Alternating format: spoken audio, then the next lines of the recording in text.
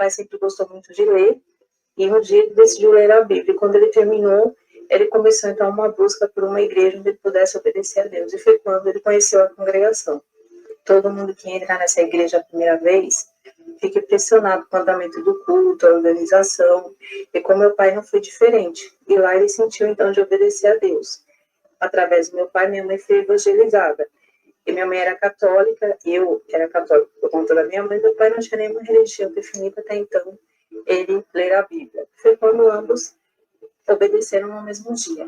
Vamos lá, aqui no início, aqui essa irmãzinha, ela está contando o quê? Ela está contando primeiro sobre o currículo dela, né? 30 anos de batizado na congregação cristã no Brasil. Primeiro, o pai dela batizou na congregação, depois o pai dela ali acabou levando de uma certa forma eles, aqui a família toda, para a congregação. Ok? Continuando. Procuraram me levar para a congregação, sempre procuraram me convencer aí, mas eu nunca quis, porque eu achava a congregação muito severa na doutrina e eu era muito vaidosa, eu não queria abrir mão da minha vaidade para poder entrar numa igreja. E uma coisa que eu senti falta na congregação foi o acolhimento que eu tive no primeiro dia, ou melhor, que toda pessoa tem no primeiro dia. Você chega, a irmandade te recebe com amor, não tem lugares arrumar para você.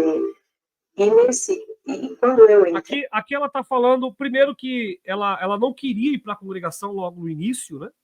A família com certeza ficava ali, vamos lá congregar, vamos lá ver o que Deus fala, vamos lá, hoje talvez seja o dia que Deus vai tomar um caminho, vai falar com você. E ela tinha as vaidades dela, não, eu não vou ficar numa igreja onde não me aceita com as minhas vaidades, né? Enquanto está escrito na Bíblia lá que Deus tudo suporta, a congregação não suporta, né? Então eu vou ficar no meu canto, né? Como está escrito na Bíblia que Deus não faz acepção de pessoas e Deus não vê a aparência do homem, mas a congregação cristã no Brasil vê a aparência do homem, né? Então como é que eu posso ficar numa igreja, estar numa igreja que não tem nada de Deus? Entendeu?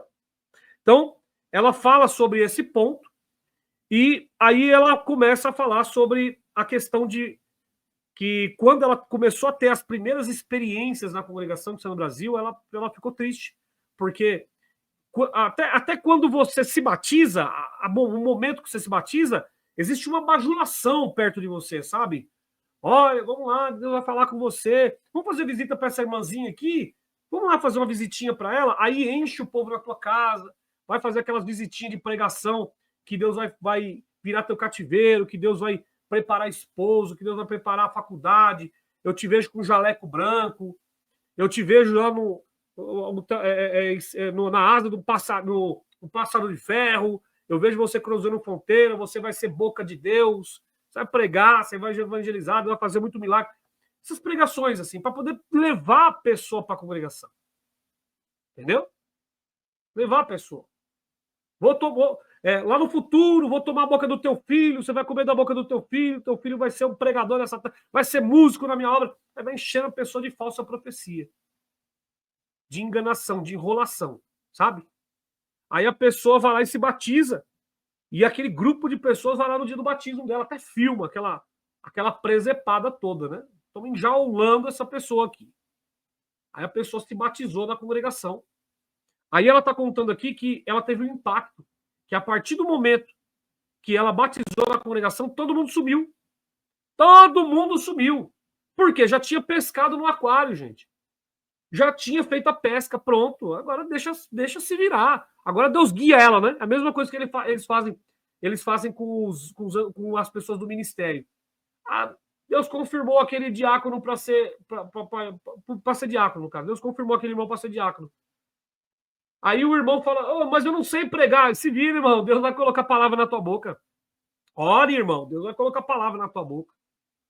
Aí, hoje nós estamos vendo aí várias pessoas do ministério renunciar ao ministério e vir aqui no YouTube falando que Deus nunca revelou a palavra para eles, que tudo era emocionalismo. Entendeu? Então, são essas coisas que acontecem na congregação, esse show pirotécnico que acontece. E aí ela está contando aqui exatamente isso.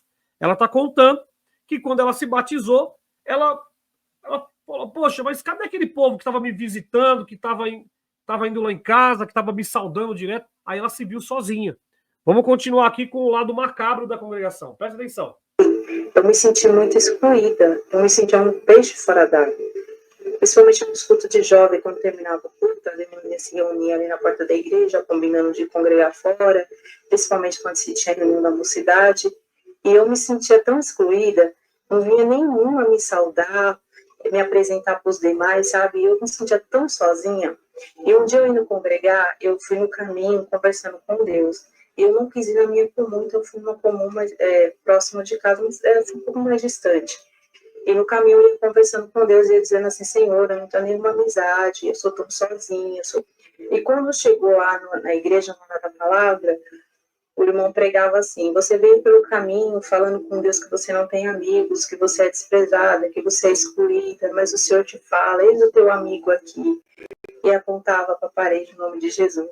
Eu chorei muito aquele dia, saí conformada da igreja, e não demorou. Agora, eu ia perguntar o seguinte, irmã, é com todo respeito, tá? A sua pessoa, convido você até um dia você participar aqui de uma live com a gente.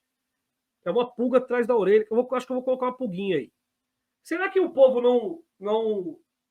não queria andar com você por causa do tom da tua pele? Será? Uma pergunta, tá, irmã? Sabe por quê? Porque teve um ancião recentemente que ele falou no púlpito. Um ancião muito famoso aí da congregação que falou: ei, irmão, você é preto por fora, mas é branco por dentro. Então, sei lá, né? É o que eu vejo, tá, irmã? E a grande maioria dos meus amigos, quando eu estava na congregação, a grande maioria eram de pele escura. Inclusive, a maioria dos profetas que eu consegui, que eu conheci na congregação, foram de pele escura. Tá? Então eu tenho um grande respeito pelas pessoas. Então, é só uma pulguinha atrás da orelha. Será, irmã, que foi por conta disso? Mas aqui a irmã falou que foi congregar e Deus falou na palavra que Jesus era o teu amigo. Apontou ali pro nome de Jesus e a irmã saiu contente, alegre. Vai descida, né? Jesus, que é o meu amigo, né? Tá bom, vamos lá. Muito, eu conheci uma irmã, e até então minha mãe congregava comigo nos cultos de jovem, nas reuniões da mocidade. Ela até se sentia muito mal, porque ela falava, a irmã velha aqui no meio dos jovens, né? Até eu me sentir seguro o suficiente para começar a ir sozinha. E aí eu conheci essa jovem. Essa jovem ela andava com outra irmãzinha, que inclusive era deficiente visual. E elas congregavam muito, elas não perdiam da mocidade. Olha que interessante. Aí ela conheceu uma irmãzinha que andava com uma outra que era deficiente visual. E elas congregavam para tudo quanto é lugar. Uma irmãzinha que levava uma deficiente visual para congregar em tudo quanto é lugar. Olha que coisa interessante, né? E ela começou a fazer amizade com essas irmãzinhas.